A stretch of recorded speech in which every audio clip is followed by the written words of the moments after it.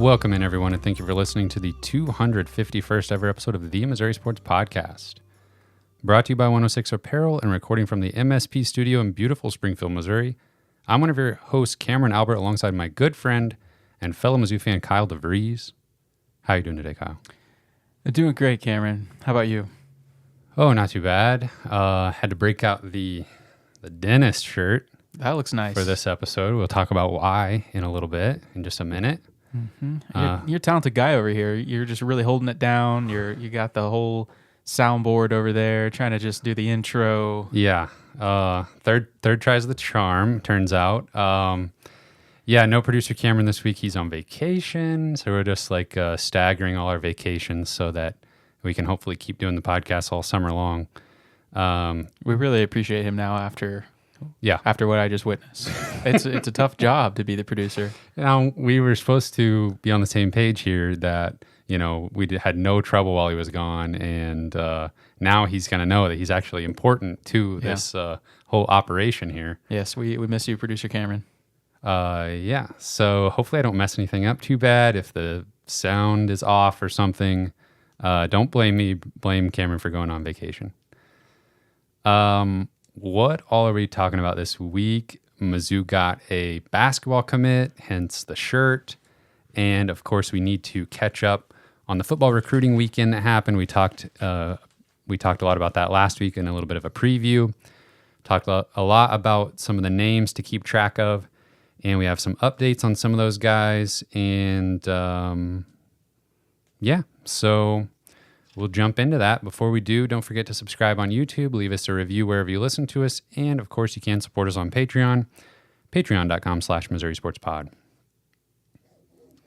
Oh, last week was the NBA draft, and we didn't get to see where Kobe Brown went before we signed off, so now we can say happily, with the last pick of the first round, the Clippers selected Kobe Brown, so 30th overall, first rounder. Mizzou basketball had a first-round draft pick in the NBA.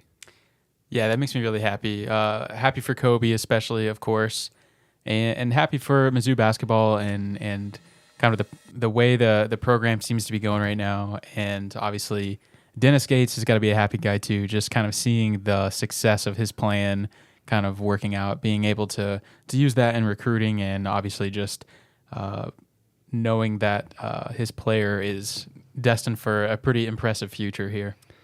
Yeah, and you could say, looking at Kobe Brown specifically, like maybe whoever the coach is last year, Kobe performs really well and sets himself up to be a pick in the NBA draft.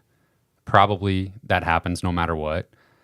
But the numbers the guys were putting up last year on offense definitely impacted everybody's chances to play at the next level. Kobe shooting so well from three and being so efficient overall on offense, a lot of that is due to Dennis Gates' system and the way he implemented a plan that accentuated the best qualities of his team, basically. Yeah, and Kobe never goes first round without the shooting performance that he had last year. That was obviously the thing that put him over the edge. But getting being a first round pick is really significant. I mean, for contractually, there's definitely incentives that he wouldn't have had. He's guaranteed more money. The leash will be a little bit longer. All of those things. He's gonna get a fair chance to play. Absolutely. So it's just fantastic news. And Demoy Hodge signed a two-way deal with the Lakers, so he'll be on their summer league squad. As we got closer to the draft, I don't think any Mizzou fans expected Hodge to get drafted, but it definitely looked like there was some buzz around him with some NBA teams getting to go try out various places, and that's pretty cool that they'll both be in LA together. Yeah, we heard Kobe could be a riser kind of the day leading up to the draft, but I think even we were still a little surprised that he went as high as he did. So yeah, that's awesome. I was still thinking like maybe one of the first few picks of the second round, and to see him go in the first round is awesome.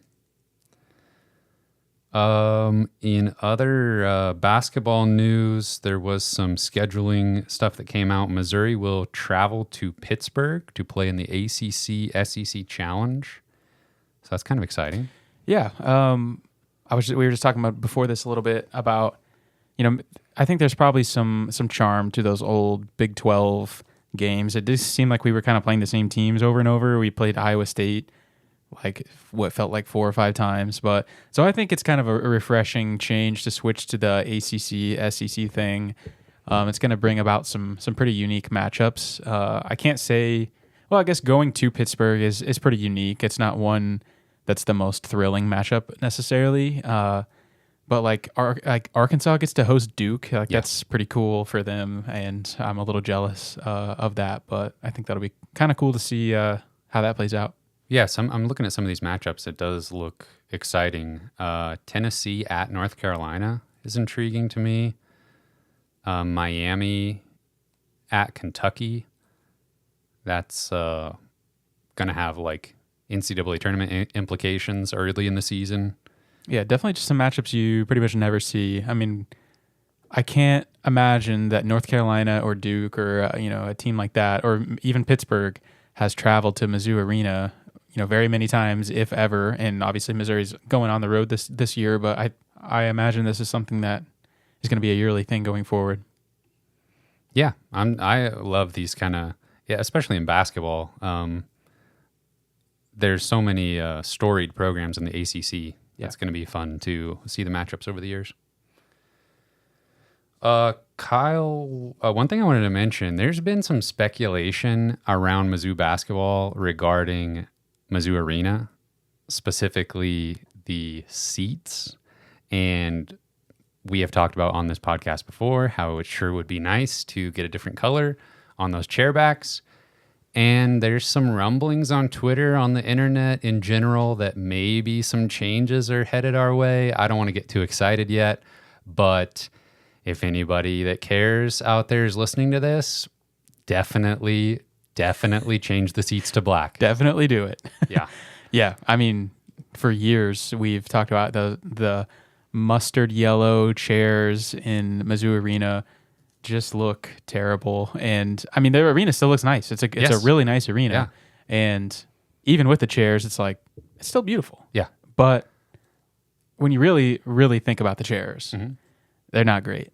And there was, I believe, the MIZ subreddit that came out with kind of a little rendering of what it might look like if all the seats were black. It's a no-brainer. It looked incredible. Yeah. Have to do it. No brainer. Yeah. After seeing that picture, I can't. It's so imposing. Yeah. It's like so sleek. Yeah. Beautiful. Goes well with the court, the most updated court. Yeah. Needs to happen. If there's even any rumblings, like it has to happen now. They can't go back. Yeah. Well, we're gonna do our part to hopefully keep the momentum and keep it fresh on people's minds that let people know that changing the seats wouldn't be too bad.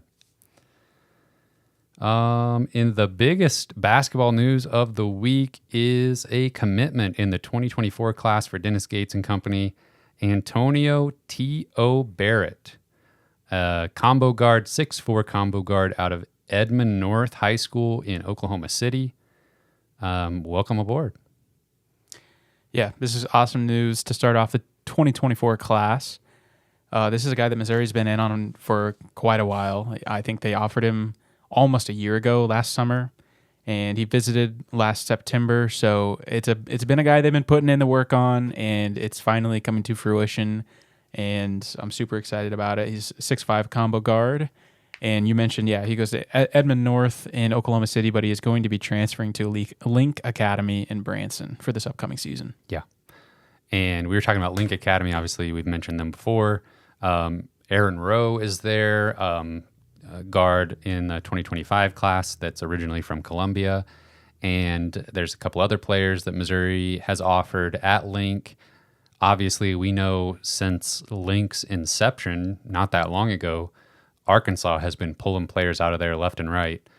And it will be nice to have a bit of a presence there for once. But it is worth noting that he's going to play, Barrett is going to play at Link next year for his senior season. So it's not like we're exactly pulling a guy from Link. We're getting that commitment before he actually plays. He's infiltrating. There. Yes. So yeah, now he's on our side. We send him into Link and do some work on getting some of these 2025 guys Yeah. to consider the Tigers. Yeah, you mentioned Aaron Rowe, which is, I mean, maybe one of Missouri's biggest targets for this entire era of basketball. I mean, he's been on Missouri's radar since he was playing at Tolton his freshman year. He's going to be a junior this season. So a guy that was on Missouri's radar even well before Dennis Gates was at Missouri. Yeah. And he's probably going to be a 5-star player by the time he graduates. And like you mentioned, he's at Link right now. He and Barrett are probably going to be sharing the ball quite a bit. They're both going to be guards. I'm assuming they're both going to have a huge role there this upcoming season. And I think they play together on MoCan. That's true. So they do have a relationship already. So that has to bode well too. Yeah. So T.O. Barrett, he and his high school last year, his high school team won the 6A state title in Oklahoma. I watched a little bit of their semifinal game that was on YouTube against Booker T. Washington, and a very close game, went into overtime. It was fun, a little highlight video of that. But he looks the part. I mean, he is big for a guard, but he has handles the ball well. I think probably you want him playing off the ball primarily in college at this point, but he's got a pretty good looking shot. He hasn't been shooting very well in the EYBL circuit in the spring, but that's some tough competition there. He's got a pretty good looking shot from outside, able to finish at the rim through contact, make free throws. But what really excites me about him, and I think why Dennis Gates and the staff have been on him so early, is he is very much a two-way guard. He is a very pesky defender, creates turnovers, likes to run up and down the floor. So obviously the prototypical guard for Dennis Gates and what he wants to do in Missouri. There was an On3 article where they interviewed T.O. Barrett, and here's what he had to say about Missouri. He said, "When I went to Missouri for my official visit, it just felt like home. I felt very welcomed and became comfortable with them really quickly. It felt like I really fit their play style well, and I really like Coach Gates." So yeah, that all adds up. He was asked about what he brings basketball wise. He said he's an all around basketball player. "I feel like I can do anything on the floor, play both sides of the floor. I will guard the other team's best player, and I can score the ball and make plays for others on offense." And if there's any knock I could find with him at this point, still has his senior year of high school to play, and he's going to be playing against some really tough competition at Link. He does everything well, but he doesn't have one particular aspect of his game that probably the aspect that he does stand out is defense, and just creating a loose ball. Maybe he doesn't get the steal, but his teammate grabs it. Just kind of batting the ball around and kind of making those havoc plays on defense is what stood out to me. Yeah, so a guy that's top 100 in the 24/7 composite rankings, maybe not a guy that blew up necessarily, or at least hasn't yet on the recruiting scene, but Missouri had to really fight off the two in-state schools, at least where he played his first 3 years of high school ball, Oklahoma and Oklahoma State. It sounds like a guy that Missouri just identified early because of the things you mentioned, because of the way that he really fits in with the style of play. When you I don't know, you have that luxury to kind of just scan the landscape and see what kind of players, just because a guy's top 100 doesn't mean he's going to be a good fit. And so I love that they were in on him early, knew he would be a guy that kind of aligned with what they want to do on defense. And that excites me. Yeah, I feel like it's one thing to identify a guy that maybe is not a 5-star, not really, his recruitment hasn't blown up, and identifying that kind of guy, and because he fits so well with what you're trying to do and going out and getting him, that's one thing. Doing that and they're a 4-star player, that's sort of this new level of recruiting that it seems like I'm starting to just kind of relax a little bit and get used to it. I'm still a little bit scared to get too used to it. But it's like, a 4-star guard from out of state that the staff just identified, like, this is the type of guy we want in our program. They just go get him.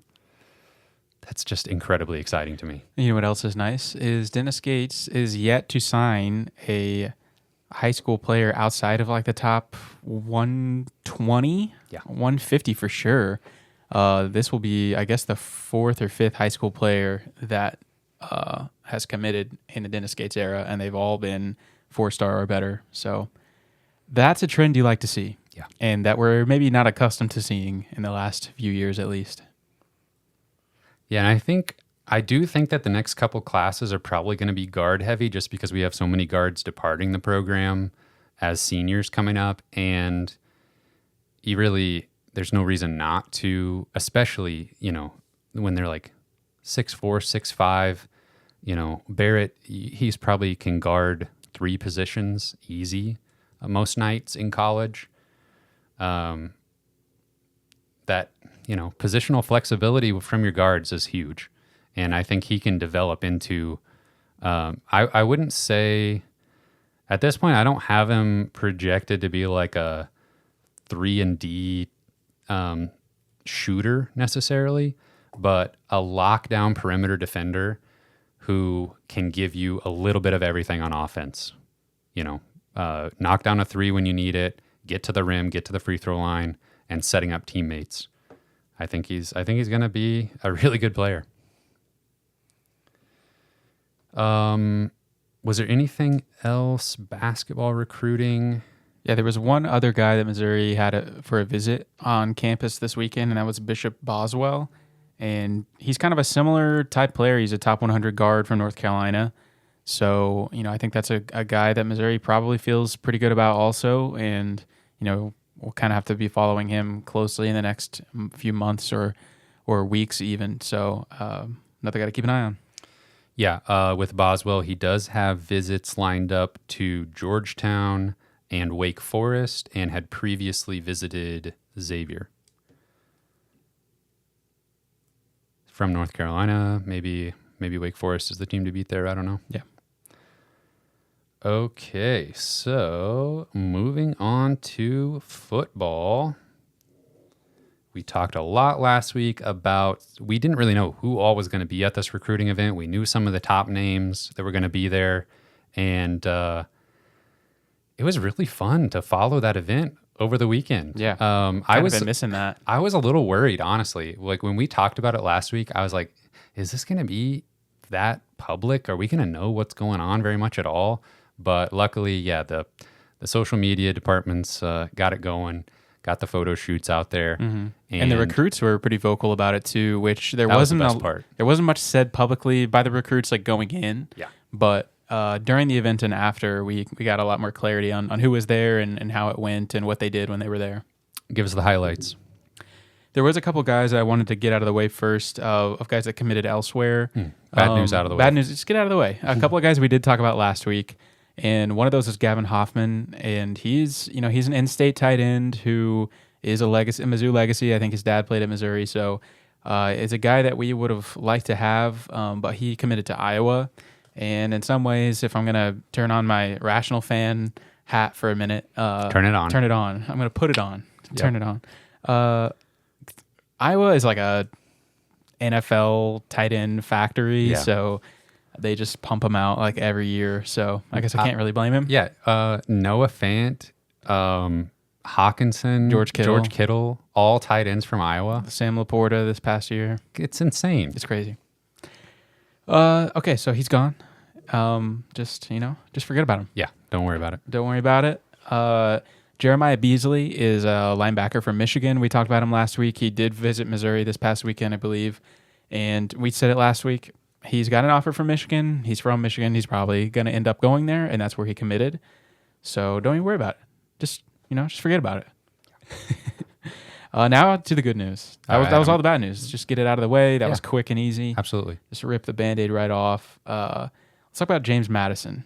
James Madison is a wide receiver from Florida, and he did not visit this past weekend, but he did a few weekends ago, and he's the guy that we talked about last week as being very vocal about Missouri on Twitter. It seems like he's already committed the way he's talking online. So, but he has a top 2 of Florida State and Missouri. He's going to be announcing his decision on July 4th. I don't, it feels like this should be Missouri if you just like follow him on Twitter. Mm-hmm. I don't know that we can say that with certainty at this point because he is from Florida, and I think Florida State did kind of roll out the red carpet for him. I think he visited there this past weekend, so that'll be one to watch, but would be a pretty nice get. Yeah, there's no question that Missouri takes him, right? Oh, I think they would, definitely. Okay. Yeah. I mean, he's kind of a fringe 3-4 star, Yeah. but yeah, I mean, that was the only thing that I was like hesitant about because it sure seems like I could see it being one of those situations where a guy's like all in on the school and they're like, we've definitely seen that happen before yeah, too. I'm glad that's not the case, or at least doesn't seem like I wouldn't think so. The only thing that maybe that could be the case is just because Missouri is so set at wide receiver. Yeah. And it's probably one of the strengths of the team, like going into the season, as well as kind of in some of the younger classes. But we already know recruits don't care about that. That is 100% That's not true. going to be on his mind. So Recruits don't know the depth chart. They don't look at it. They don't know it. It doesn't matter because they are the best and they're going to go to the NFL and win the job. of course. Okay, let's talk about Cameron Keys. He is also announcing his college decision on July 4th. So we're going to have a little double hitter. Happy holidays. Little daily double. Happy holidays, yeah. He visited this past weekend. He's a cornerback from Florida.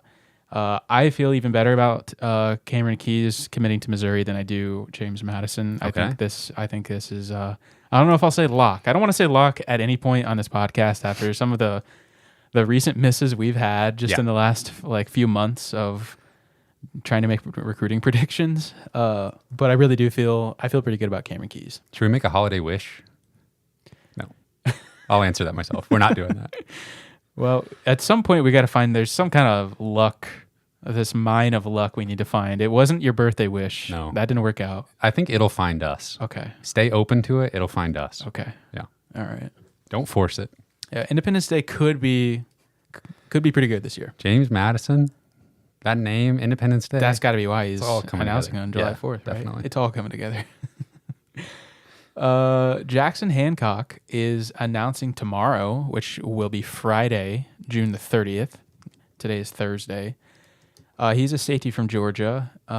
Missouri is his only Power 5 offer. So I think there is a scenario that he's not a take for Missouri right now. I don't know that to be true. I think that he will probably commit to Missouri tomorrow, but if he doesn't, it's probably going to be Troy or App State. So there's a little bit of a difference of schools here. So it'll be interesting to see where he commits tomorrow. It'll tell us what Missouri thinks of him. Let me throw a school out there at you. Coastal Carolina. Okay. In the mix. I've heard. Coastal Carolina in the mix. So that's one to watch tomorrow. Don't know what time that's coming, but sometime on Friday.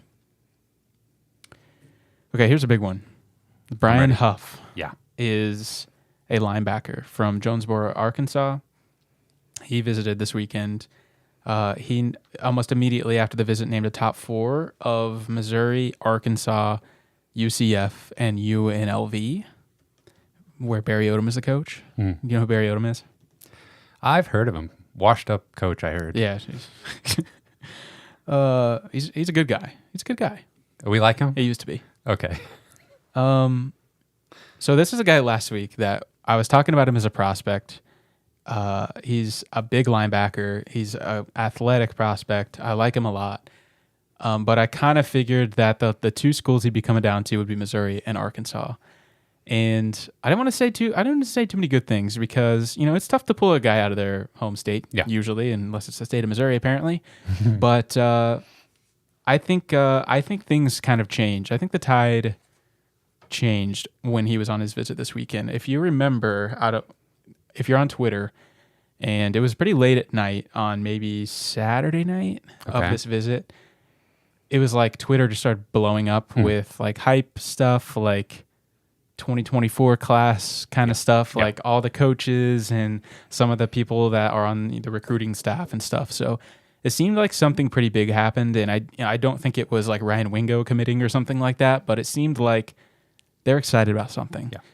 And if I had to make a guess, I think that may have been Brian Huff committing, and because it definitely seemed like some of their rhetoric between the behind the tweets was like we are Missouri kind of stuff, Okay.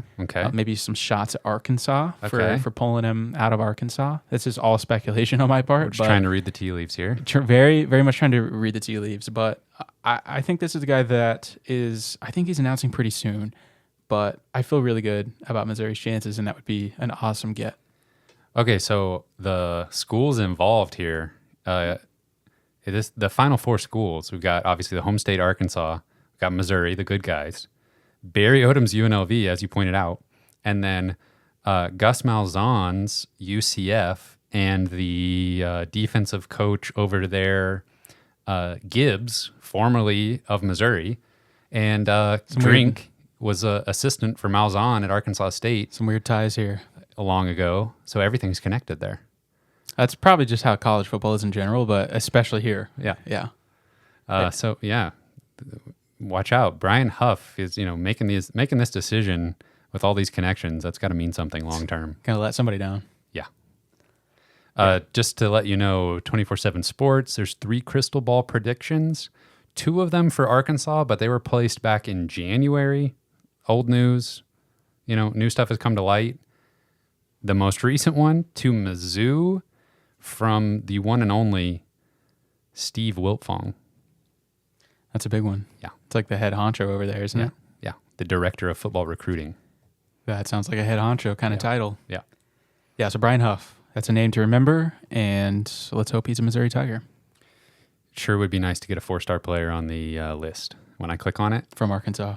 Oh, yeah, even better. Give me all that. Give me all that anti-Arkansas stuff. Yeah. Okay. So here's a question though. Like, we don't want to get too negative about his home state until he's like fully indoctrinated into Mizzou culture. I feel like. Does that make sense? Am I overthinking it? So I got to reprogram my brain. I usually just hate Arkansas no matter what about anything. But They did produce this young man who we hope. they produced him. Okay, that's fine. It's the best thing they've done in a while. I'm sure he's a great family. Yeah. Outside of that, I don't know. Yeah. Okay. I'm with you there. Okay. Elias Williams is a defensive end from Florida. I think a few of these guys go to the same high school, like the St. Thomas Aquinas High School.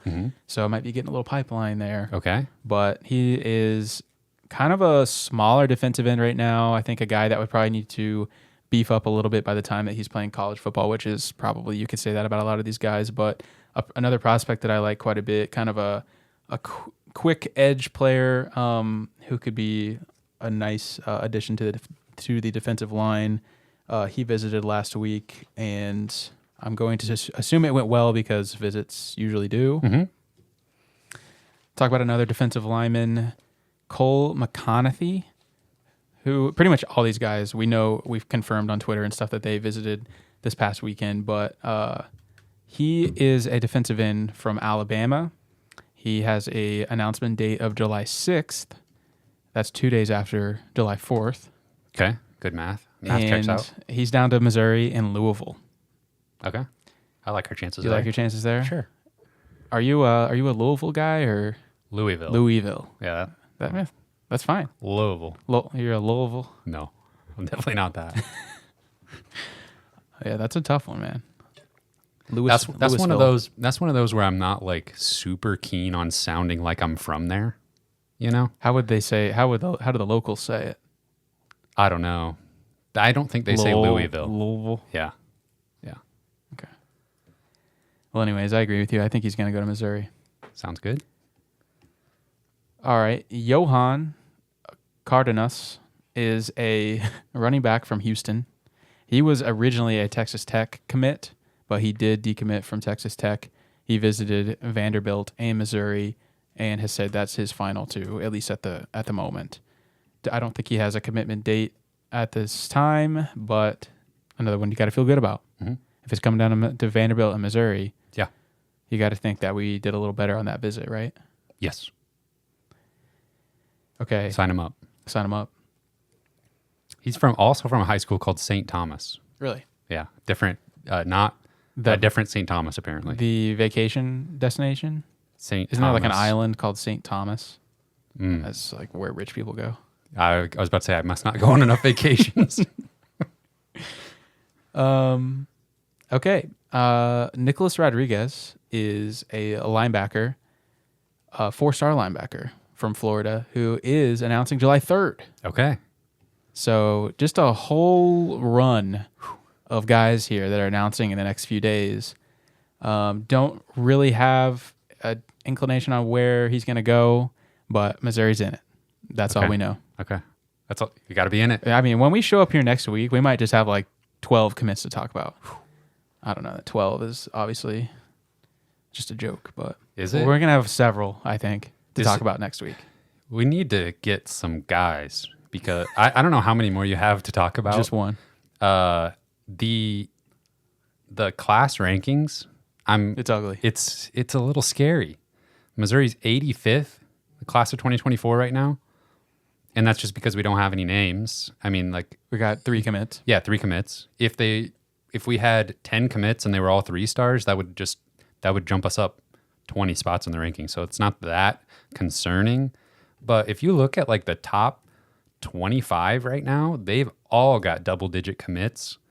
I mean, Arkansas sitting here with 6 4-star commits. Mississippi State with 6 4-star commits and 9 3s. South Carolina with 8 4-star commits out of their 13 total. They're sitting at 14th in the class of 2024. Who was it that had like 22 commits already?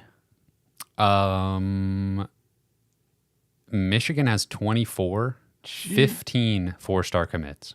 Wow. Somebody's been busy. Yeah. That 0 5-star though, so they don't get to crack the top 3. Georgia, Ohio State, and Florida. What am I missing here? Is Sam Pittman a guy you'd want to play football for? No. Easiest question to answer I've ever had in my life. I'm confused how he seems to recruit well. I guess they have other people on their staff that can recruit. Alabama sitting at 28th in 2024. Wow. Only 9 commits. So, hey, I mean, we're kind of in the company of Alabama there. Yeah. With single-digit commits so far. Yeah. But I agree, though. I mean, are we due or have we just been slacking? Got to be due. Refuse to believe it's slacking. We're due. We're gonna hit double digits easy by the end of July. End of July. Yeah, I agree. And it starts next week. It starts right now. Yeah, starts tomorrow. Yeah, I think it does. Okay, one last guy I wanted to talk about. One last visitor. And there's probably more that we didn't talk about. I was just kind of following up on some of the guys we talked about last week. But a new player I wanted to talk about was Jude James. He is a wide receiver. I think he also plays safety for Francis Howell High School. Mm-hmm. I'd say he's a little bit under-recruited, which in my mind is not a problem. And because he's been really productive and he's got good size. So he's a guy that, he's going to probably take some more visits and stuff like that this summer, but I think that there's a pretty good chance that he ends up playing for Mizzou. 3-star wide receiver? Yeah. Yeah. Missouri, far and away, his best offer so far, right? Yeah. Yeah. Okay. Well, let him stay under-recruited. That's what I say. Yeah, let him stay. Yeah, you never know what's going to happen when they go into that senior season. Yeah. Like some guys just, bloom a little late, and all it takes is like a big offer for other schools to be like, oh, hey, what's going on over here? And that's how it happens sometimes. Yeah, it's like when just the in-state school is the only Power 5 offer, it's like, Yeah. The other schools, the other states is like, who cares? Yeah. But you start stacking those Power 5 offers, people start paying attention. Kyle, we didn't talk about Ryan Wingo. I think the listeners want to know if you have any thoughts about Ryan Wingo. He did pick up a crystal ball from the man, Steve Wiltfong, to Texas, of all places. And, man, it just feels like I'm too stressed about Ryan Wingo. You're it's, like physically, like I can see the yes. anxiousness running through you. If it's not Missouri, it's gonna be just like a heartbreaking SEC rival I situation. 100% is. It's like Texas or Tennessee or Georgia, somebody like that. Yeah, there is no avoiding Ryan Wingo if he doesn't pick Missouri. He's going to be playing for somebody that we will run into for sure. Feels early for the crystal ball, though. I feel like he's not committing anytime soon. What kind of information could possibly warrant this type of thing? Yeah. Yeah, who knows what the process is for the crystal ball stuff because they can change that at any moment. Mm-hmm. I would think that there was probably not any like concrete evidence that came out for him to make that prediction. It might just be kind of an educated guess. And whenever he wants to pick Missouri at the last second, he'll change it to Missouri. Mm-hmm. And that's what usually happens if Missouri's going to land somebody that they don't normally land. That's how you keep your like correct prediction percentage at like 93%. Exactly. You just keep your ear to the ground and just hit that button right at the last second. Yeah. But there's not much to say about Ryan Wingo at this point. I think you're right. He's not going to commit anytime soon. It's probably going to be well into the fall, closer to signing day would be my guess. It sounds, he's been on Missouri's campus so many times, but I think that Missouri made an impression this weekend. It was cool to see how much talent they had. I think it's impressive to see how serious some of this level of talent is taking Missouri, and I think he's impressed by Luther Burden and his NIL stuff. So Missouri's they're gonna have a fighting chance to the end. They brought out the gold bricks. They had the gold bricks, man. I said solid gold. I said gold chains. I was like, there's gonna be a gold prop, probably metallic, used in these photo shoots, but I missed the mark. It was gold bricks. Solid gold nuggets. Yeah. Is it just me, or do you just want to just kind of take a bite of it? Sure, yeah. Imagine that maybe there's chocolate underneath. Yeah. Just make sure it's real. Just kind of. Oh yeah, the SpongeBob technique. Okay. Yeah. Yeah. I don't know why that's like an impulse of mine. Oh. Just want to take a bite of it. Sure. And then Williams, Winery. There we go. I think he pretty much immediately headed for Georgia after his visit was over. But I think that Missouri distantly has a shot with both of these guys. I don't know if they're going to get either one of them. And I'm not sure that anything really changed after this past weekend, but I can't say they're not trying. I won't say it. One thing that I did see on Twitter that was kind of cracking me up was the list of the top 10 in the country for the class of 2024. And you see Winery there at 3 and Ryan Wingo there at 7. And somebody in the Mizzou Twitterverse Photoshop the Mizzou logo next to both of those guys. Photoshop. They probably didn't use Photoshop, but hey, we knew what you meant. Yeah. And man, that looked nice. 2 top 10 in the entire class.